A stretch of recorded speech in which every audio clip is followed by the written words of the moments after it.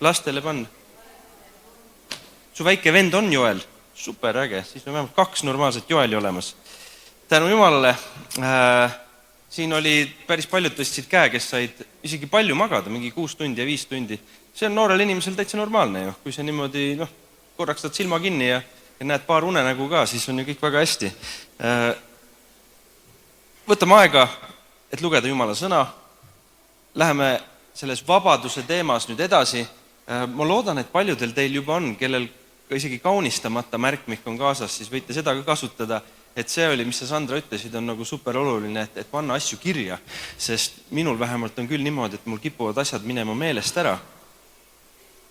Ka mingid head asjad, mis ma olen kunagi mõelnud, et see oli nii hea nagu mõte või kuidagi, et võt seal nagu Jumal kõnetas ja asja ja nii, siis tasub panna kirja. Pea ei hoiagi kõike kinni ja kogu aeg uut materjali tuleb peale, aga paber mäletab. See on hea. Kuule, kas sa oled Milone või? Sa oled Hildegard? Super äge. Ma mõtlesin, et kumb sa oled, aga täiega tore. Ma eile juba nägin sind siin. Tänaseks teemaks on vabadus Kristuses, nii nagu terve selle laagri teema, aga alapealkirjaks ma olen pannud, et mida uskuda. Mida uskuda? Kas sa oled tähele pannud seda, et meie kõige suuremad võitlused ja lahingud toimuvad siin kohas, meie mõtetes? See on põhiline koht, kus kurat meid ründab. Ja mina tunnen, et minu roll siin laagris üldse see, et ma saan siin kohal olla, see on suur eesõigus ja ma olen täiega tänulik Jumalale ja tänulik ka Mihklile, et mõlemale Mihklile, kes mind on kutsunud siia.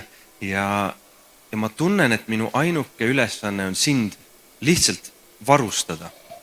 Varustada sind selleks, et sa suudaksid käia seda kristlase elu, püsida selles vabaduses, mille Kristus on meile andnud.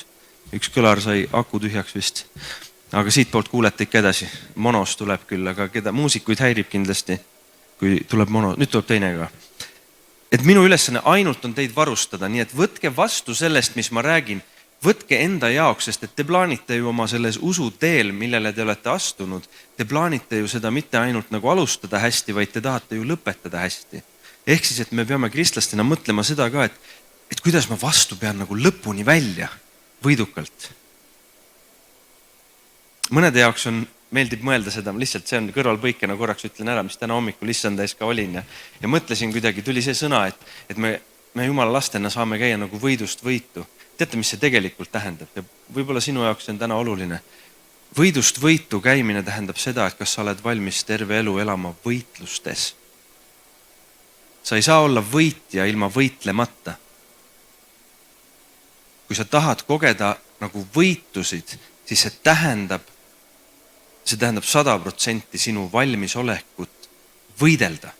Nagu võidelda seda head võitlust, kuhu meid on kutsutud ja kui sa tahad olla võitja ja ma usun, et taevas on ainult võitjad ja sellepärast Jumal siin ka õpetab meid võitlema nii just ma mõtlen eelkõige vaimset nagu võitlust, mis siin nagu toimub, et olla selles võidukas, nii et võidust võitu käimine tähendab seda, need, kes käivad võidust võitu, kes on eriti, sa näed võib-olla kõrvalt, et nad on sellised Jumala mehed ja naised, kes käivad nagu Jumala soosingu ja võidmise all ja värki, siis tea seda, et nende igapäevaelu osa on võitlused, milles nad on võidukad.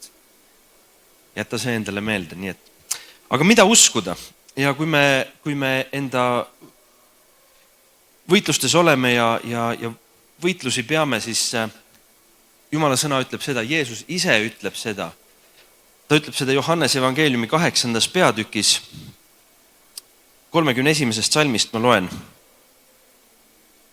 Siis ütles Jeesus juutidele, kes temasse uskusid, uskujaisse, me oleme ka uskujad, see on hea.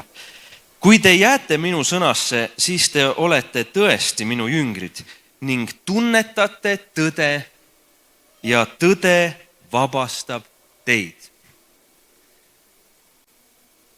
Selles vaimulikus vabaduses käimiseks on ülioluline ja tähtis see, et me teaks, mis on tõde ja mis on vale. Sest see meie võitlus, mis siin käib, see käibki tõe ja vale vahel. Jumala sõna on tõde, mida me oleme kuulnud, mida me võib-olla pühapäevakoolist juba oleme õppinud, mida me oma vanematelt oleme kuulnud jutlustest, kus iganes meie nagu see tõde nagu voolab meisse, ülistuslaulud, kõik see tõde, see voolab meisse, aga vaenlane on kogu aeg oma valedega täpselt samamoodi ründamas. Ja tema proovib seda tõde välja ajada. Kas sa oled mõnikord nagu enda sees lihtsalt, sul on väliselt kõik väga hästi. Sul tegelikult ei ole mitte mingit põhjust olla kas ärev või muretseda nii, aga sa tunned, et mingi vastik mõte tuleb ja see võtab sind täiesti nagu enda haardesse nii, et sa ei saa enam sellest välja ja sa hakkad mingi ühe asja peale ainult mõtlema, kas see on seotud siis su endaga või kas sinu välimusega või mingite suhetega või mingi asjaga, mida sa ütlesid või tegid ja järsku sa tunned, et see võtab nagu kõik selle tõe, mis sa oled kuulnud ja viskab nagu välja ja see vale tuleb ja täidab sind ja sa hakkad seda uskuma ja sa oled nagu sa sured selle all. Kui paljud on sellist asja, mis ma just kirjeldasin väga ilmekalt, kui paljud on kogenud midagi sellist? No siis ma saan aru, et vaimulikus võitluses te olete nagu saate aru, millest ma räägin, et see ei ole täiesti kosmos praegu, mida ma proovin selgitada. Nii et ja täna hommiku ma tahan võtta selleks, et ma tahan täita sind selle Jumala tõega nii. Teate, kuidas valet välja saab ajada? Valet ei pea välja ajama niimoodi, et nagu ei, ma ei usu seda, vaid sa hakkad ennast tõega uuesti täitma. Sa hakkad rääkima endale, sa hakkad lugema seda, sa hakkad kuulama seda, mis on tõde, mis tuleb Jumalalt ja see ajab ise selle vale välja. See on veits nagu see, kui sa võtad klaasi, mis on sopast vett täis, siis sa ei pea seda klaasi tühjaks kallama, piisab sellest, kui sa kraani lahti keerad ja sa hakkad laskma puhast vett sinna klaasi. Ja lõpuks see puhas vesi ajab kõik selle soga ja selle mustuse välja. Nii et täpselt sama funktsioon on ka sellel, kui me kristlastena selles vaimulikus võitluses või elus, me hakkame täitma ennast uuesti selle Jumala tõega. Mida me siis usume? Mida siis peab uskuma? Galaatla kirjas 5. peatükis 1. salmis on öeldud, ma loen selle ka korraks, kiri galaatlastele, 1. peatükk ja 5. salm, 5. peatükk, 1. salm. Ja lihtsalt võta oma piiblisse lahti, vaata seda kirja kohta, highlightis ära. Vabaduseks on Kristus meid vabastanud. Mida Kristus oma ristisurmaga tahtis saavutada? Kas seda, et me elaks orjadena edasi? Ei, et me oleks vabad. Vabaduseks on Kristus meid vabastanud. Tema võttis orja kuju, tema kannatas surma, seda piina, seda piitsutamist, seda häbi ja kõike seda läks ristile, et võita surm. Jeesus on ainuke inimene, kes on ise surmast välja tulnud ja võtmed käes. Ja see on, mina mõtlesin, võib-olla sul on ka selline küsimus, minul noorena oli see küsimus, et mis selles Jeesuse surnust üles tõusmisest nii palju erilisemat oli, sest Jeesus ju äratas ise ka surnust inimesi ülesse. Laatsaruse ja siis Jairuse tütre ja siis Naini noormehe, ühe mehe, kes oli ema ainust poeg ja Jeesus äratas ju surnust üles inimesi. What's the big deal, et nüüd Jeesus ärkas surnust üles? Mis selles erilist on? Kui paljud on seda mõelnud kunagi?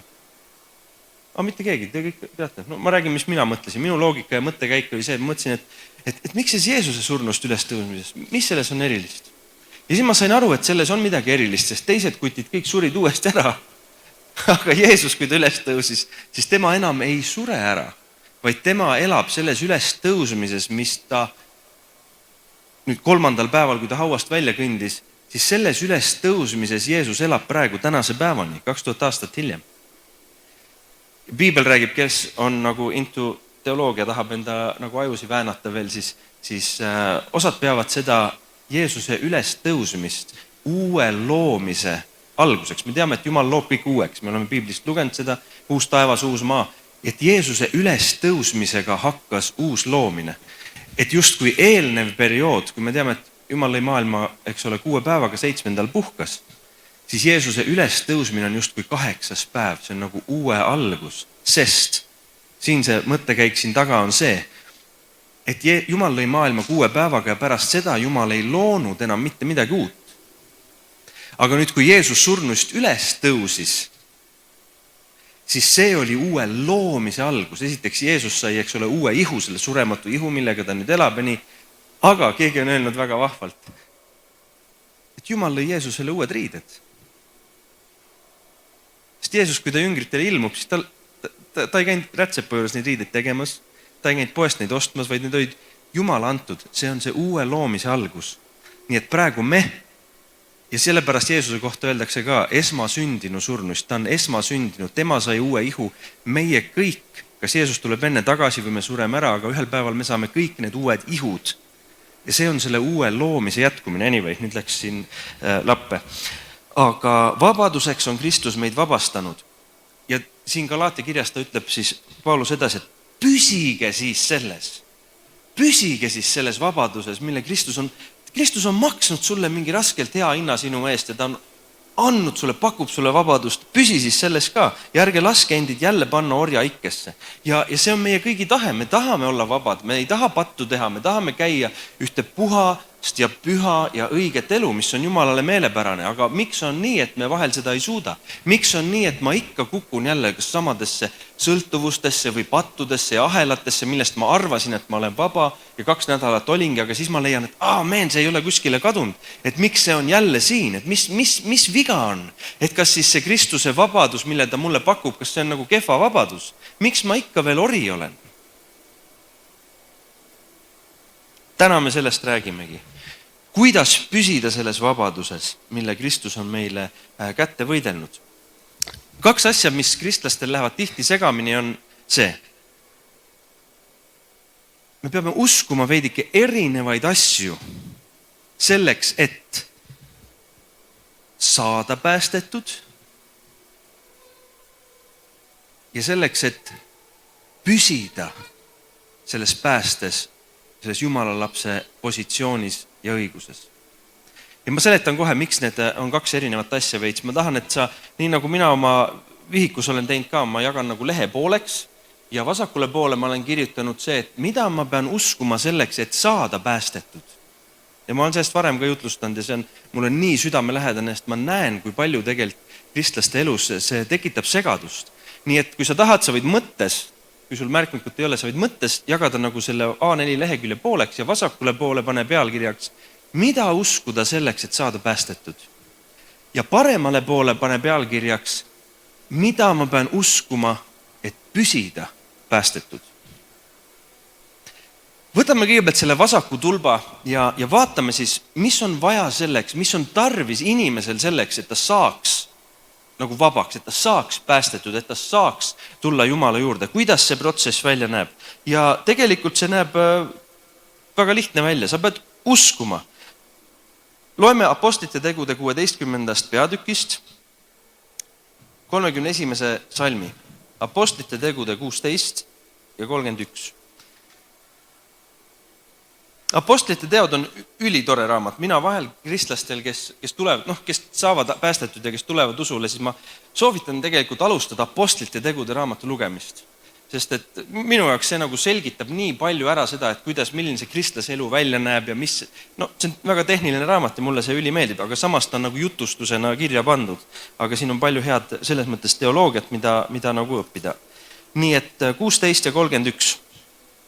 Siin on olukord olnud, kus Paulus ja Siilas on vanglas olnud ja imelisel viisil nad seal ülistavad ja siis Jumal päästab nad sealt vanglast ja see vangi ülem lõpuks põhimõtteliselt nagu vaatab, et siin on Jumala mehed ja tal on üks küsimus, tal on ainult üks küsimus. Loeme 29. salmist. Siis palus valvur tuld, tormas sisse, heitis värisedes Pauluse ja Siilase ette maha. Et ühesõnaga ta saab aru, et siin on Jumala mehed, siin on midagi praegu toimunud, et niisama naljalt vanglamüürid ei vapu ja on maa värisemine ja kõik vangid on vabad ühe korraga. Sa võid kodus seda pikemalt lugeda. Aga tehniliselt on see, siis tõi nad välja ning ütles, isandad, mis ma pean tegema, et pääseda? Temal oli see küsimus, et mis ma nüüd pean tegema, et pääseda? Ma näen, et te olete need Jumala mehed, aga mina ei ole, aga ma tahan ka saada päästetud. Mis ma pean tegema selleks? Ja apostlite, me ei tea siis kumb, kas Paulus või Siilas vastas talle, nad mõlemad kooris ütlesid, usu issandasse Jeesusesse, siis pääsed sina ja su pere. Mis on vaja selleks, et saada päästetud? Uskuda Jeesusesse. Ainuke kriteerium. Sa ei pea õppima teoloogiat, sul ei pea olema usklikud vanemad, sa ei pea kirikule annetama kõike raha, mis sul on, sa ei pea vanatädi aitama üle tee, eks ole, ülekäigurajal, sa ei pea kiisusid ja kutsusid varjupaigast päästma. Usu Jeesusesse ja sa saad päästetud. Usu Jeesusesse, nii lihtne. See on apostlite vastus vangivalvurile, inimesele, kes tahab ka saada päästetud. Usu Jeesusesse. Väga lihtsalt ja selgelt öeldud. Ja siis nad räägivad talle Jumala sõna ja tema kojas ja kõik ristitakse, kogu tema pere ristitakse, kõik tahavad uskuda Jeesusesse, kõik tahavad saada päästetud. Nii, vaatame edasi. Võtame lahti Johannese evangeeliumi 4. peatüki. Sealt me leiame ühe loo, kus Jeesus kohtub ühe naisega kaevul. Sa tead seda lugu, ma tervet lugu pikalt ette lugema ei hakka, aga laias laastus selle loo süžee läheb niimoodi, et Jeesus tuleb oma jüngritega läbi Samaaria, keskpäeva ajal ta saadab jüngrid linna toitu otsima, ise ütleb, et ma jään kaevule ja hakkab seal ühe naisterahvaga juttu rääkima, kes on samaarlanna, kellega tavaliselt juudid ei räägi juttu, et see on awkward situatsioon, aga Jeesus räägib temaga ja peagi see naine saab aru, et siin on prohvet, et siin on keegi püha mees ja see naine samamoodi. Ta ootab päästet, kõik juudid tollel ajal ootasid messiat, nad ootasid päästet, nad ootasid, et millal Jumal ükskord saadab oma läkitatusest, et see oli igal pool uudistes headline kogu aeg, see oli nii kui netti läksid, Delfi võtsid lahti, seal oli, et messias tuleb. Juutidel oli kogu aeg see ootus ja tänapäevani usklikel siis juutidel on see messia ootus, eks ole, nad missisid, et Jeesus juba tuli, aga juudid ikka veel ootavad, et messias tuleb ja see ootus oli tollel ajal ka, et ühel päeval tuleb ja seab kõik korda ja ta teeb kõike head ja värk ja nii. Ja nüüd järsku see messias kõnnib siin samas, 2 jalga on tal all, tal on käed, tal on ilmselt ilus habe ja pikad juuksed, nagu Jeesus seal Chosenis on, eks, ja ta kõnnib ja ta kohtub seal ühe inimesega, kes väga ootab tegelikult messiat. Aga nad ei oska teda oodata inimesena, vaata. Nad ootavad, eks ole, et tuleb mingi keravälk tuleb ja ütleb, et ma olen Jumal ja ma olen messias ja siis niimoodi oodati. Aga Jeesus tuleb tutsa, sünnib sõimest, tuleb inimesena ja sellepärast see nagu lõhestab inimesed 2 gruppi, ühed, kes usuvad, et sa oled see, kes sa ütled ja teised, kes ei usu. Ja siin selle naise puhul, see on nii veider, et see naine otsustab uskuda. Jeesus ütleb siin 4. peatüki 26. salmis, Jeesus ütles talle, mina, kes ma sinuga räägin, olengi see. Mina olengi messias. Ja Jeesus ütleb talle need sõnad, ilma, et ta teeks ühtegi imetegu või ilma, et ta võtaks oma ID-kaardi välja ja ütleks, et mis see sünnikoht on nagu heaven, et dad on God ja värgid, et ilma, et ta midagi tõestaks. Ja mida see naine teeb? Selle naise reaktsioon on võrratu. See naine jookseb külasse tagasi ja ta läheb, ütleb kõigile seal külas, et ma leidsin selle, keda me ootame. Kas tema ei olegi mitte messias? Ta ütles mulle kõik asjad, mida ma olen oma elus teinud. Ta teab minust kõike, mis sest, et me kohtusime alles 15 minutit tagasi. Ja ta otsustab, pane nüüd tähele, see naine otsustas Jeesust uskuda. Ta otsustas lihtsalt uskuda seda, mida Jeesus ütleb. Vaadake, kui oluline roll on sellel, mida sa usud. Loeme teise kirjakoha. Võtame Matteuse evangeeliumi 9. peatüki lahti. Matteuse evangeeliumi 9. peatükis on ka seesama Jeesus. Seesama Jeesus. Ja loeme 32. salmist, Matteuse 9 ja salmist 32 alates ma loen. Ma ei hoia teid kaua kinni, ma proovin rääkida nii kiiresti kui võimalik. Olete kohal? Matteus 9 ja 32. Kui need olid lahkunud, vaata, siis toodi tema juurde tumm mees, kes oli kurjast vaimust vaevatud. Ja kui kuri vaim oli välja aetud, hakkas tumm rääkima. Teate, mis tumm tähendab? See on nagu see mute'i nupp, mis sul telefoni külje peal on. See mute, eks ole. On see inglise keeles mute. See ei saa rääkida. Ei saa rääkida. Aga tumm hakkas rääkima kõigi silme all. Sest Jeesus ajab tast kurja vaimu välja, eks ole, ja tumm hakkab rääkima. Rahvahulgad panid seda imeks ja ütlesid, sellist asja ei ole Iisraelis iialgi nähtud. Mitte, et me ei ole viimasel ajal siukseid asju palju näinud, vaid siukest asja ei ole enne näinud. Et vend, kes on tumm, kes ei räägi, hakkab üks hetk rääkima, kuidas kurivaim välja aetakse. No nii, siin on keegi mees, kes teeb mingeid kummalisi asju ja see Jeesus, ma mõtlen. Ja pane nüüd tähele, variserid aga ütlesid, ta ajab kurja vaime välja kurjade vaimude ülema abil. Variserid, nad nägid Jeesust. Hoia nüüd taustal see pilt sellest naisest seal kaevul. Ta ei näinud Jeesust tegemas midagi üleloomulikku või tunnustähte või imet. Siin nähakse Jeesust tegemas sellise ime, mille kohta ümber olevad inimesed ütlevad, me ei ole mitte kunagi siukest asja näinud. Kes see mees on? Ta peab olema Jumala juurest, ta peab olema Messias. See on paljude nende tunnistus, kes on saanud tervenemise Jeesuselt. Kui me loeme sõna, siis me näeme, et paljud ütlevad, et ta peab, me ei tea, kes ta on, aga ta peab olema Jumala juurest, sest ükski ei suuda teha siukseid asju. Ja variserid, kes käivad Jeesusel tegelikult kogu aeg sabas ja näevad teda rääkimas, täpselt neid samu asju, mida kogu rahvas kuuleb, näevad teda tegemas neid imesid ja tunnustähti, mida mitte keegi varem ei ole näinud. Ja nad otsustavad mitte uskuda. Nad otsustavad nemad valivad mitte uskuda. Ei, ta ajab kurjade vaimude ülema abil, ajab neid asju välja. Ja nad otsustavad mitte uskuda, et Jeesus on Messias. See naine seal kaevul uskus. Ja tänu sellele terve külas toimus ärkamine hiljem. Aga variserid käivad Jeesusel kogu aeg sabas ja nende uskmatus nende südames näeb seda Jeesust, näeb praktiliselt Jumalat kõndimas nende ees, tegemas imesid vasakule ja paremale ja nad otsustavad mitte uskuda. Ja nad tegelikult sulgevad selle taeva ukse enda eest ise. Mitte, et nad oleks päästeks kõlbmatud, aga nende uskmatus ei lase neil Jeesuses näha seda, kes ta on. Nii et,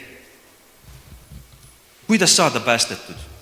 Usu issandasse Jeesusesse. That's it. Nii simpel see ongi. Lapsedki saavad sellest aru. Päästmine peab olema nii lihtne, et lapsed saavad sellest aru. Sest Jeesus armastas lapsi. Jeesus armastas lapsi. Kui asi läheb keerulisemaks, siis tea, et kuskil on midagi valesti. Sest et Jeesus mitmel korral ütleb ka seda, et saage nagu lapsed, et olge laste sarnased, ärge mõelge asju nii keeruliseks. Nii et hoia seda endal meeles. Usk on see, mis päästab. Uskumine Jeesusesse ja kohtumine temaga. Need inimesed kohtusid Jeesusega, nad teadsid, kellesse nad on hakanud uskuma ja that's it. Siis sa oled lepingus. Ja nüüd me jätame selle vasaku tulba rahule ja me siirdume sellesse paremasse tulpa. Nüüd, kui ma olen päästetud, tõsta käsi, kui sa oled päästetud. Osad ei kuulnud vist küsimust või nad ei ole päästetud. Tõsta käsi, kui sa oled päästetud. Halleluuja. Ja kui sa ei ole päästetud, siis täna peale seda sessiooni me saame sinuga koos palvetada ja kui sa tahad, siis sa saad oma elu Jumalale anda. Aga nüüd, kui me oleme päästetud, siis pane nüüd seda tähele. Me oleme astunud ühte lepingusse nüüd Jumalaga. Ja nüüd me käime selles lepingus. Nii mitme kristlase jaoks on see üliraske aru saada, et kui ma olen astunud sellesse lepingusse, mis saab siis, kui ma teen näiteks pattu, kui ma langen, kui ma teen midagi valesti ja ma tean, et see ei meeldi Jumalale, siis mis me oma peas mõtleme on see, et ma olen lepingust välja visatud ja ma pean minema tagasi see esimesse tulpa ja hakkama nagu saama uuesti päästetud. Ei. Sa püsid siin teises tulbas. Nüüd me oleme selles vaimulikus võitluses, aga me oleme lapse seisuses. Jumal ei võta meilt ära neid õigusi, mis ta meile on selle päästele tulemisega andnud. Ja pane nüüd tähele. Nüüd me hakkame uskuma uusi asju.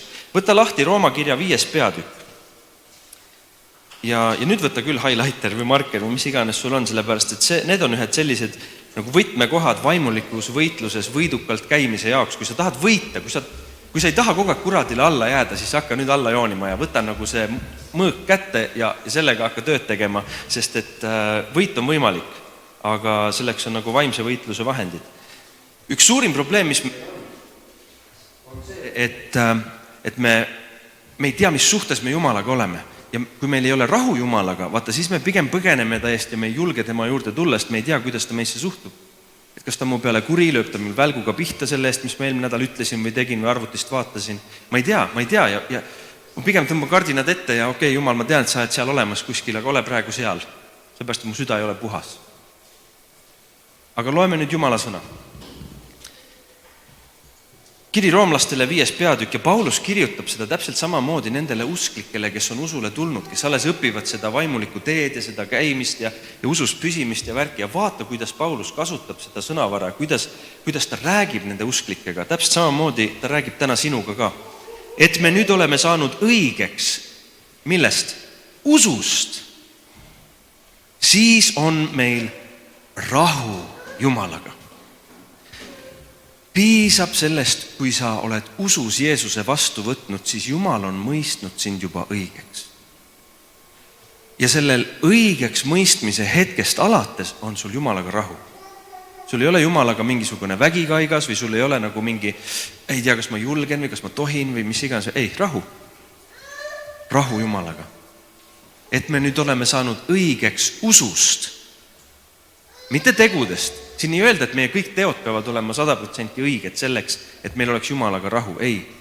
Usus me võtame vastu selle õiguse. Ja me võime julgelt tulla Jumala ette. Et me nüüd oleme saanud õigeks usust, siis on meil rahu Jumalaga. Loeme edasi, seda peame uskuma. Loeme edasi, Rooma 8. peatükk. Need on need asjad, mida ma nüüd usun siin, kui ma olen Jumala lapse staatuses. Mitte enam ma ei pea saama päästetud, vaid ma olen päästetud. Mida ma veel pean uskuma? Rooma 8:1. Nii ei ole nüüd enam mingit hukkamõistu neile, kes on Kristuses Jeesuses. Kui sa oled päästetud, siis sa oled Kristuses Jeesuses. Jumal vaatab sind ja ta ei mõtle, et aamen, kuidas sind põrgusse saata. Ei ole mingit hukkamõistu sinu üle, kes on Kristuses Jeesuses. Mida me veel peame uskuma? Vaatame siit Rooma 8. peatükist, läheme edasi. 11. salm. Kui nüüd teis elab selle vaim, kes Jeesuse surnuist üles äratas, mõtle, milline tõotus. See vaim on tulnud minu sisse elama, kes äratas Jeesuse surnuist ülesse. Ta elab sinu sees ka, kes sa usud.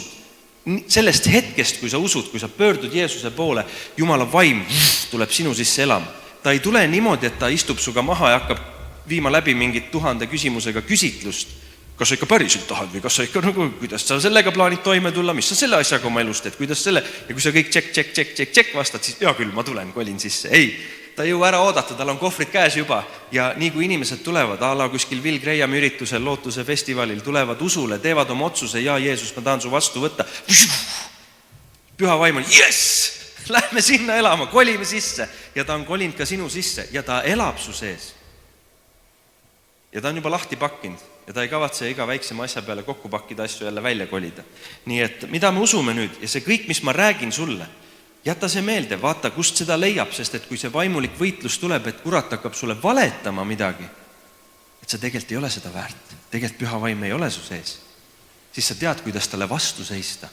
Võib-olla praegu hetkel sa ei võitle, aga sa võitled võib-olla ülehomme, sa võitled võib-olla neljapäeval, sa võitled võib-olla järgmine laupäev.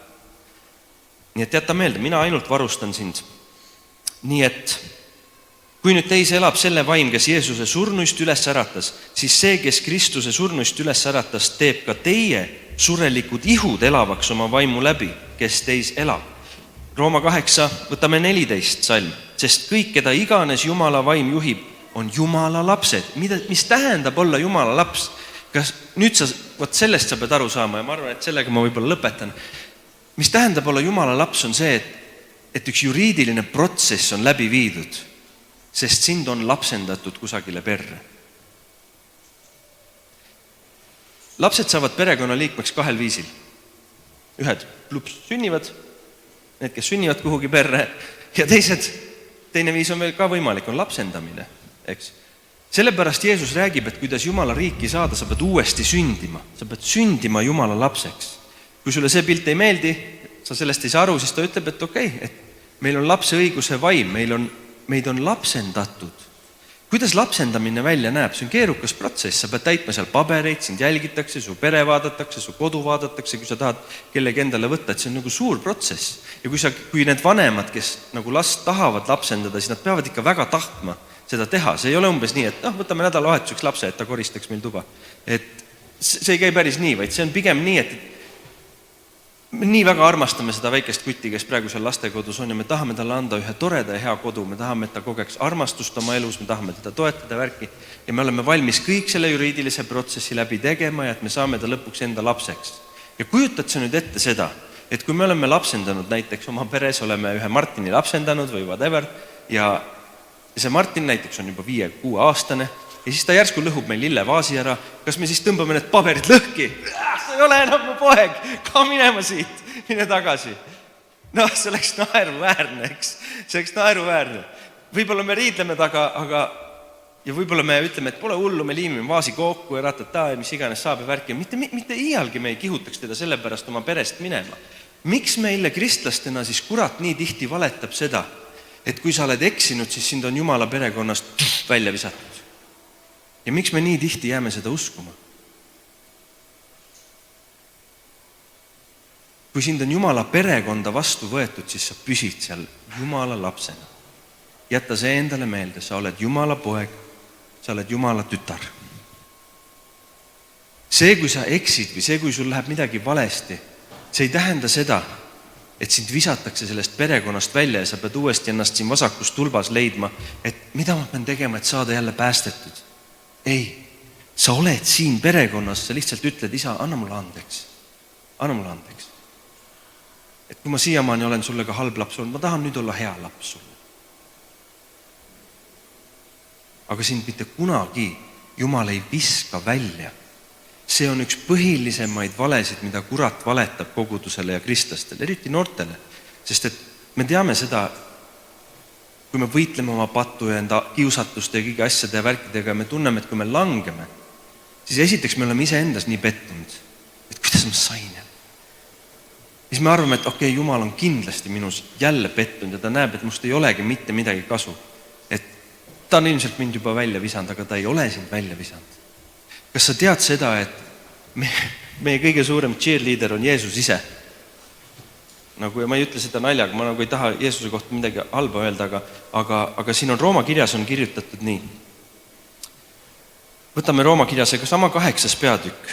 Leia need kohad üles, jäta need meelde, sest minu ainuke igatsus on näha sind taevas.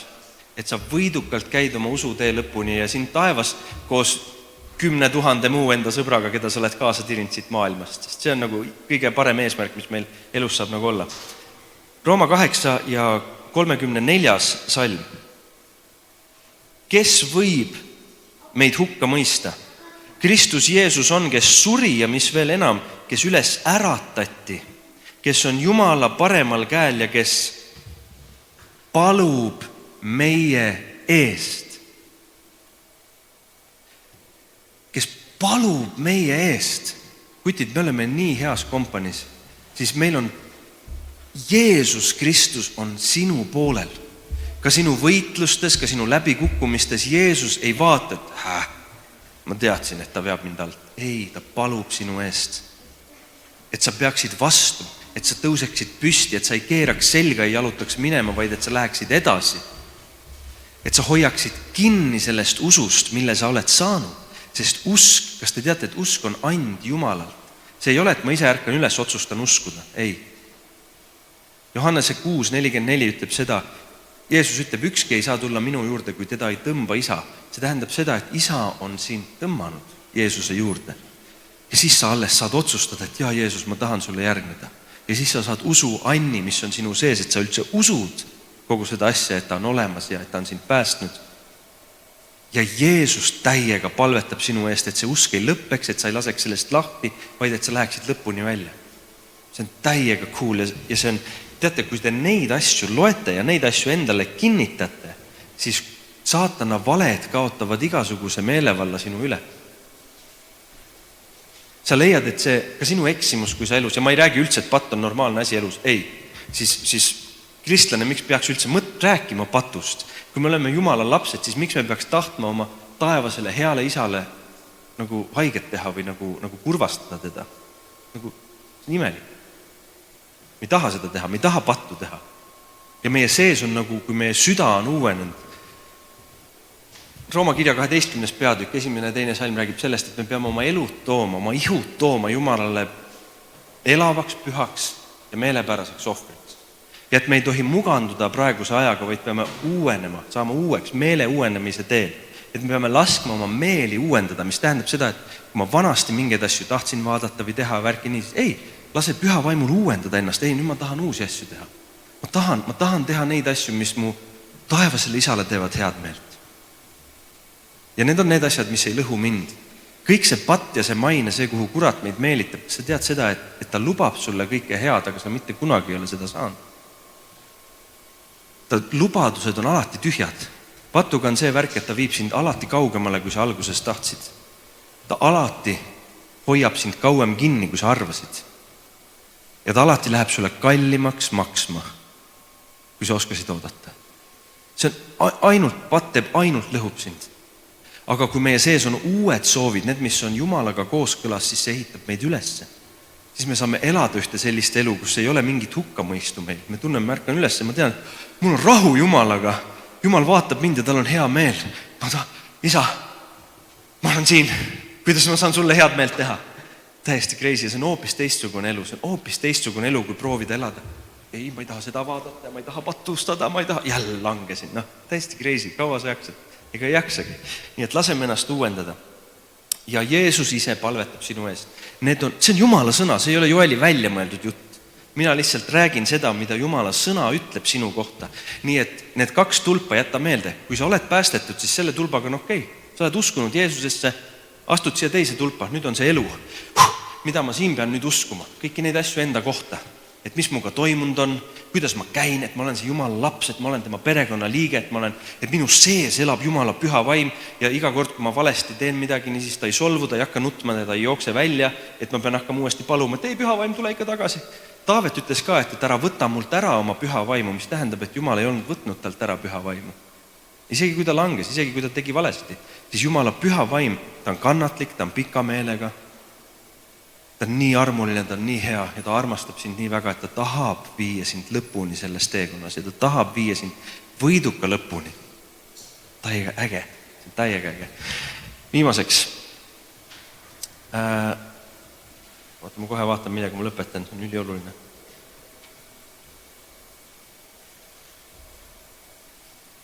Täna õhtul tuleb äge, täna õhtul me räägime, et milles seisneb vabadus Jeesust järgida. Sest et Jeesus ei ole lihtsalt surnud meie pattude eest, et me nüüd ootaks pilet taskus, kuni ma vanaks jään või haigeks või auto olla, et ma saaks taevasse. Et see ei ole selle asja point. Vaid Jeesus suri sinu ja minu eest selleks, et see taevas saaks sinu sisse juba täna siin. Et sa käid, olles valgus, olles maa sool, olles Jeesuse käed ja jalad. Sõna ütleb seda, et kes minusse usub, teeb neid samu tegusi, mida mina teen. Jeesus ütleb seda, et me teeks neid samu asju, mida Jeesus tegi, et me käiks nagu Jeesus käis. See on üks imeline elu, täna õhtul me räägime sellest. Aga praegu ma lõpetan sellega. Rooma kirja 5. peatükk ja 9. salm. Loeme 8. ja 9. Rooma 5, 8 ja 9. Ent Jumal teeb nähtavaks oma armastuse meie vastu sellega, et Kristus suri meie eest, kui me olime alles patused. Seda kindlamini meid päästetakse tema kaudu viha eest nüüd, kui me tema vere läbi oleme saanud õigeks. Jeesuse veri on teinud sind puhtaks ja õigeks Jumala ees. Ja kui palju enam sa võid kindel olla selles, et sind päästetakse viha eest, tulevase viha eest, nüüd kui sa oled tehtud õigeks ja sa oled tehtud õigeks.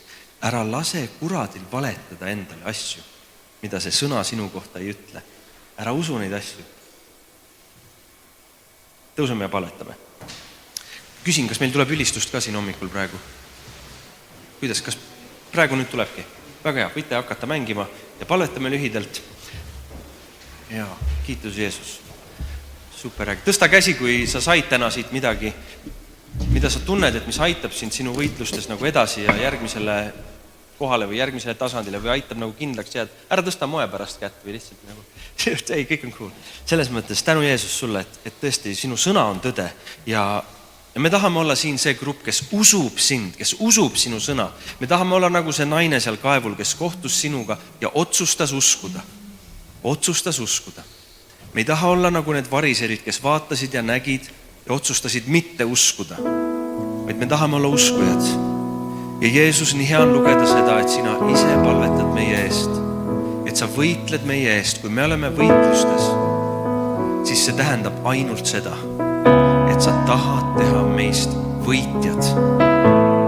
Kui sa võitled oma patuga juba aastaid, sa tunned, et sul on mingid asjad, mis tõmbavad sind maha. Võitle edasi. Võitle kuni vabaduseni. Ära lase usust lahti. Tea, et Jeesus palub sinu eest. See on kuradi vale, kui ta tuleb sulle rääkima, et Jumal on sus pettunud. Jumal teadis täpselt, milline sa oled, kui ta sind kutsus. Ja ta ei kahetse seda, et ta sind kutsus.